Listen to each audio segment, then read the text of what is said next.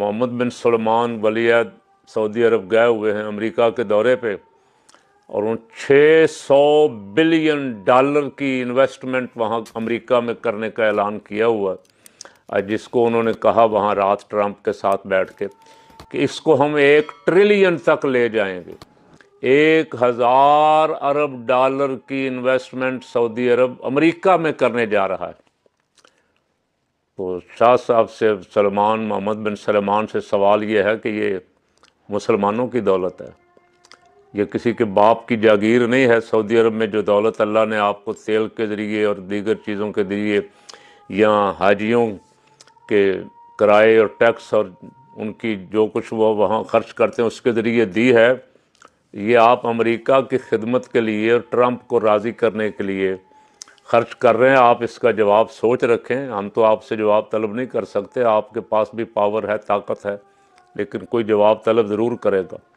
अब वो जवाब तलब वो करेगा जिसने कहा ला तत्तखिज़ुल यहूद वन नसारा, काश आपका पैसा मुसलमानों के काम आता। और मैं उम्मीद करता था कि उलमाए अहले हदीस जो कहते हैं हम खुदा के सिवा किसी को नहीं मानते और बस वहदहू ला शरीक को मानते हैं और बाकी सब की नफ़ी करते हैं, मैं सोचता था शायद उनमें से कोई बोलेगा और मोहम्मद बिन सलमान से कहेगा कि ये काम गलत कर रहे हो, ये सही नहीं कर रहे हो, यहूद नसारा के साथ दोस्ती से तो हमारे रब ने मना किया।